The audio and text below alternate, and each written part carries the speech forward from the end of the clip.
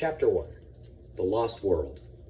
95 million years ago, Morocco, Northern Africa.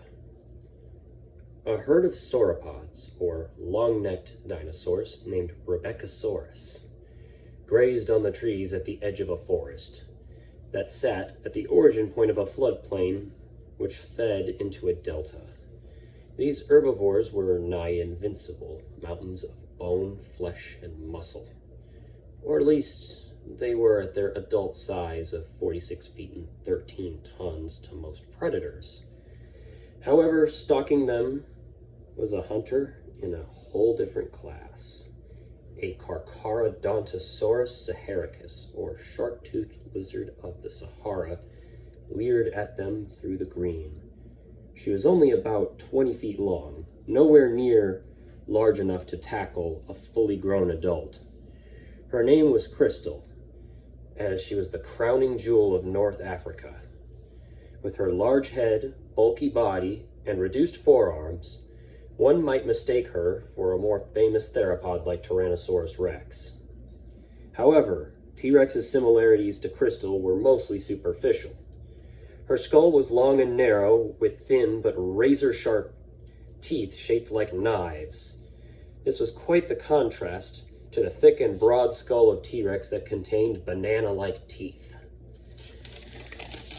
This is because, unlike T-Rex, whom would crunch through the bones of heavily armored prey, Crystal's teeth were perfect for slicing and tearing up the flesh of giant longnecks that flourished in her environment. Despite being perfectly adapted for turning sauropods into lunch meat, Crystal still could not afford to be foolhardy. At only about a ton to a ton and a half, her attacking one of the fully grown adult Rebecosaurus would have been about as reckless as a human attacking a Clydesdale horse with a kitchen knife. These beasts were more than 10 times her weight. Like any good predator, though, her attention was focused on the most vulnerable. She spotted a younger Rebecosaurus, only about 15 feet long, straying just a bit too far from the rest. Slowly, she slunk through the undergrowth. Despite her large size, she was able to walk silently because of an adaptation where she had thick pads on the bottoms of her feet. They muffled the sounds of her footsteps and meant even when she would be an 8-ton adult, she could still set an ambush quite easily. The Rebecosaurus was completely oblivious to the danger that was slowly and stealthily approaching him. It helped that Crystal's mottled hide with various shades of green and stripes helped her blend in beautifully. There was also the fact that the wind was blowing towards her, which meant that the Rebecosaurus's nose would not be able to detect her easily. The juvenile sauropod gorged himself on soft leaves, using his peg-like teeth to strip the branches. He gulped down clumps of leaves greedily. He heard a rustling sound and froze. He scanned around. Nothing. He sniffed around. He couldn't pick anything up. Then, as quick as lightning, he felt a searing pain in his throat and his head as something slammed into him. Crystal had struck and ripped huge gashes in the Rebecosaurus's neck. He desperately tried to run away, but a sauropod's run is about as fast as a human's power walking. It also didn't help that he was mortally wounded. Crystal had severed his jugular vein, and he did not make it far before collapsing, blinded by the blood pouring and gushing out of his neck and into his face.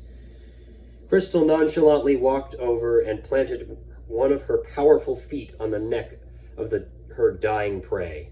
She then stomped with a crunch, and the Rebecosaurus was now dead. Crystal then seized her prize and began dragging it by the neck into the forest. She needed to get far before an adult Carcharodontosaurus sniffed it out. At her size and age of only about 10, she was large, but adults were more than twice her length and weighed more than 5 times what she did. There was absolutely no way that she would be able to defend her carcass if an adult showed up. Once she felt she was reasonably far into the forest, She used her razor-sharp teeth to slice open the belly of her prey.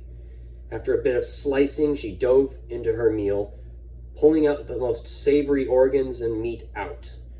She dug further, determined to find the best part. However, before she could, she heard movement.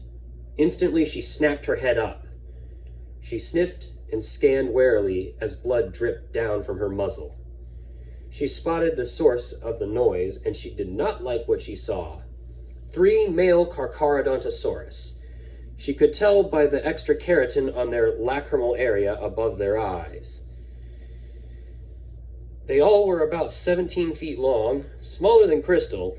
However, it was 3 against 1. Despite the unfavorable odds, Crystal was determined not to be bullied from a carcass she had worked for. Sauropod meat was a hot commodity, after all. She growled and let off rumbling sounds. Her arms out, she hissed as she began to sway and bob. She was hoping to show them that since she was much bigger than they were, she would be too much to handle and not worth trying to fight. 2 of them paused and stood where they were.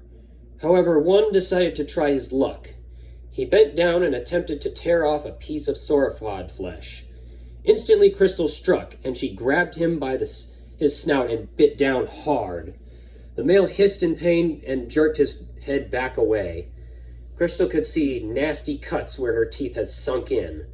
The defeated male slunk back and began to retreat. His cohorts followed suit. Crystal let out a loud hiss as if to say, "And stay away!" Victory assured and her prize once again secure, Crystal dug into the carcass, her long snout nosing around to find what she was looking for. Where was it? Where? Ah, here! She bit down and pulled back. When her bloody snout pulled out of the dead sauropod, she had her prize clamped in her jaws. It was the liver. High in iron, it was one of the most sought-after parts of a kill. She dropped it to the ground and planted a foot on it. She then began tearing it apart and guzzling it down. When she was done, she resumed her deep dive into the innards of the carcass. Before long, she was stuffed. A kill like this could keep her fed for several days. But for now, it was time to nap.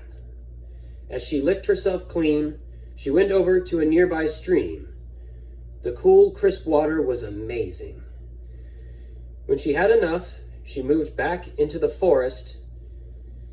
The sun was already setting on this African paradise. She found a soft bed of leaves and dirt to lie down on.